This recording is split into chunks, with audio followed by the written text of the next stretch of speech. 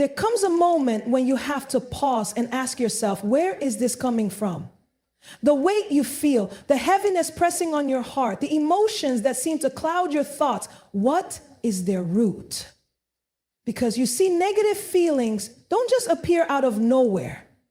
They are responses, reactions, indicators of something deeper. And if you don't take the time to trace them back to their source, they will keep showing up in different forms, convincing you that this is just the way life is supposed to be.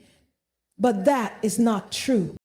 Some of us have been carrying emotions that were never ours to bear, feelings of unworthiness because of what someone said, feelings of rejection because of what someone did, feelings of fear because of what didn't go as planned. And without realizing it, we've allowed those moments to define how we see ourselves. But here's the thing, a moment is not a definition.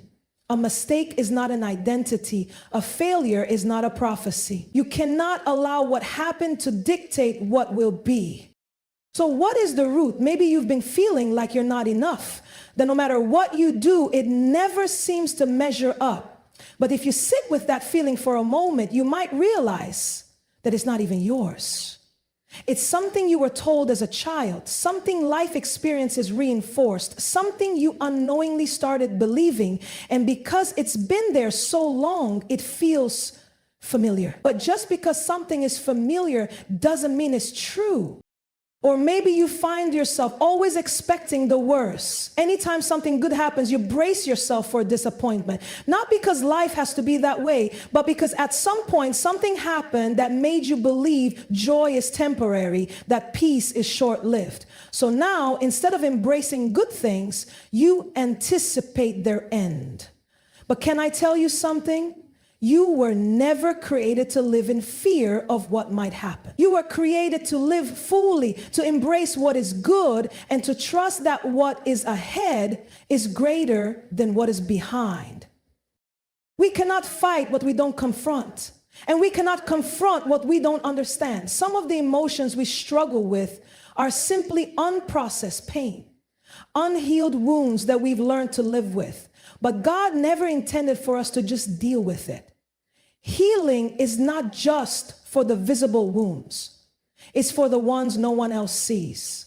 And the first step to healing is recognizing what needs to be healed.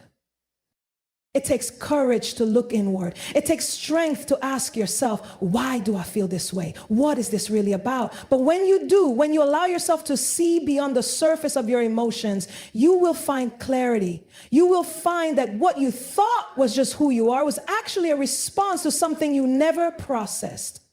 You will find that you are not as broken as you once believed. You were just carrying things you were never meant to carry.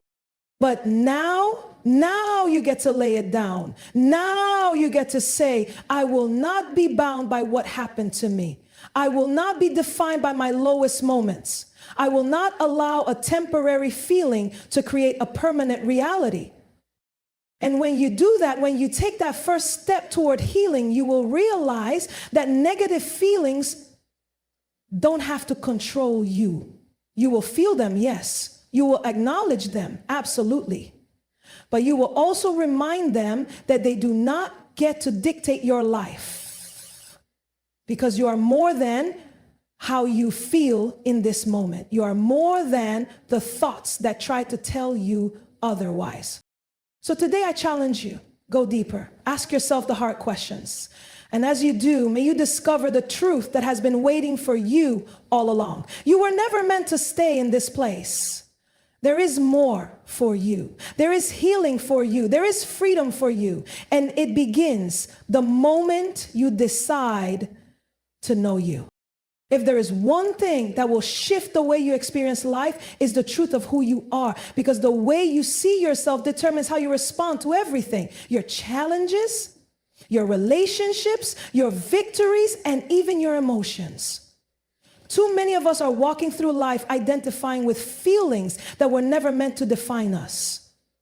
We say, I am anxious, I am not good enough, I am broken. But you are not your emotions. You are not your struggles. You are not what happened to you. And yet, that is the trap The moment you accept a lie as part of your identity, you begin to live as if it were true.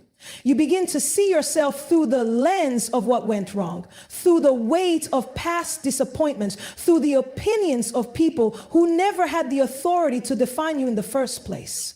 But there comes a moment when you must ask yourself, who told me this is who I am? Because if the voice you've been listening to is not rooted in truth, it has no right to name you.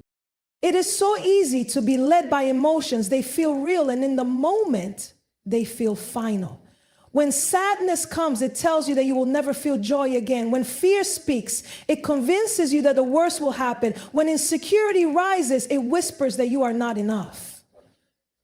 But here's the thing. Feelings can be present without being permanent. They can be loud, but they are not law.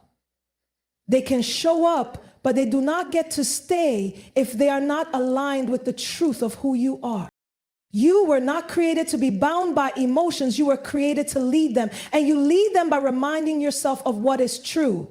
When fear says you are alone, you're reminded that you are never forsaken. When insecurity says you are not enough, you're reminded that you are fearfully and wonderfully made. When anxiety tries to take over, you're reminded that peace is your portion. Because when you know who you are, you no longer live at the mercy of your emotion. You begin to live from a place of truth. But the reality is, if you do not know who you are, anything can convince you otherwise. If you do not know that you are chosen, then rejection will convince you that you are forgotten. If you do not know that you have purpose, then failure will tell you that you are worthless. If you do not know that you are already enough, then you will spend your whole life trying to prove something that was never in question. But when you truly know, you stop searching for validation in places that could never give it. You stop seeking approval from people who are just as lost as you once were.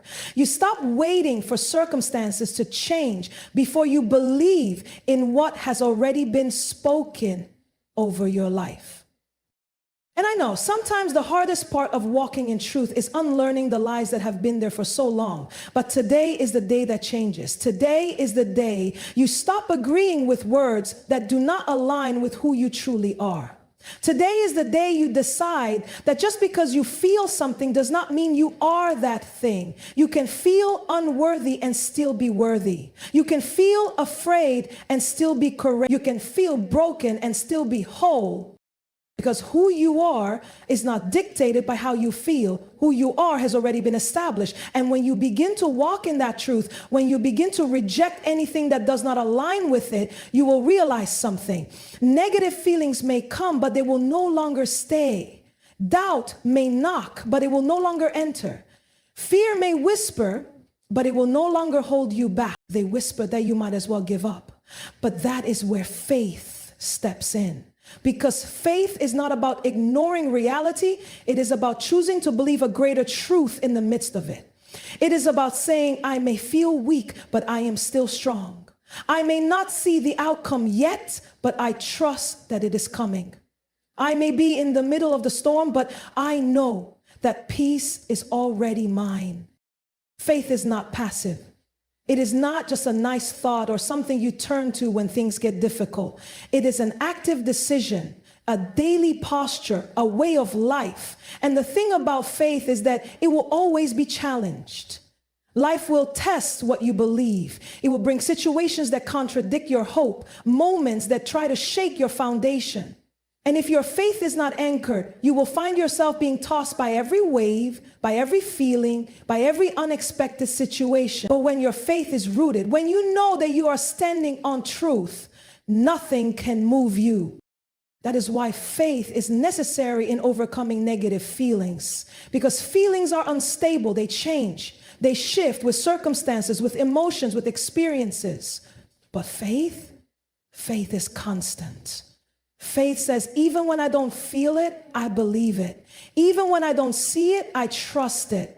Even when everything around me tells me otherwise, I will not be shaken.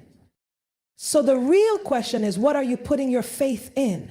Because if your faith is in how things look right now, then the moment things don't go as planned, you will lose hope. If your faith is in people's opinions, then the moment they change, you will question your worth. If your faith is in your own ability, then the moment you fall short, you will feel like a failure. But when your faith is in something greater, something unshakable, something that does not waver with circumstances, then no matter what comes your way, you will stand. And I know sometimes it is hard to hold on to faith when life seems to be telling you a different story, when the pain feels overwhelming, when the waiting feels endless, when the disappointment feels like too much to bear. But can I tell you something? Faith is not about how you feel. It is about what you choose to believe despite how you feel. It is about refusing to let temporary emotions dictate your future. It is about standing firm even when everything in you wants to give up. Because the truth is, the moment you stop letting your feelings lead you, they will stop controlling you. The moment you decide that your faith is greater than your fear, fear will lose its grip. The moment you start believing that victory is already yours, you will begin to walk in it. So today I challenge you, shift your focus, stand firm in truth, and refuse to let anything shake what you know deep down, because when faith leads, negativity loses.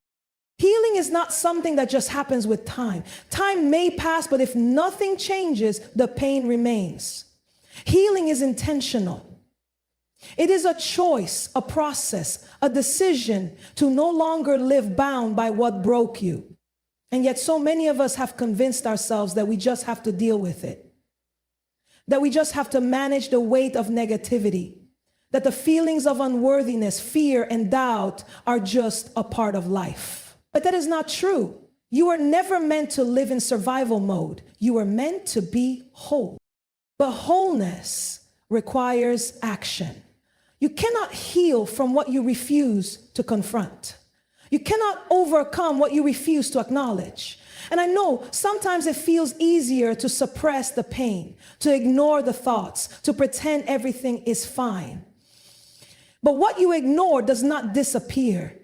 It only finds new ways to manifest. That is why some of us find ourselves in cycles, dealing with the same struggles in different forms, attracting the same kind of pain, facing the same battles over and over again, not because healing is not available, but because we have yet to take the steps necessary to receive it. Healing starts with honesty. It starts with being real about what you are carrying, about the thoughts that have been shaping your reality, about the feelings that have been dictating your decisions. Some of us have been walking around with wounds that we've learned to function with, but functioning is not the same as healing. Just because you can keep going does not mean you are whole. Just because you've learned how to suppress the pain does not mean you are free from it. Healing is not about pretending you are okay. It is about deciding that you no longer want to live bound by what is keeping you from peace.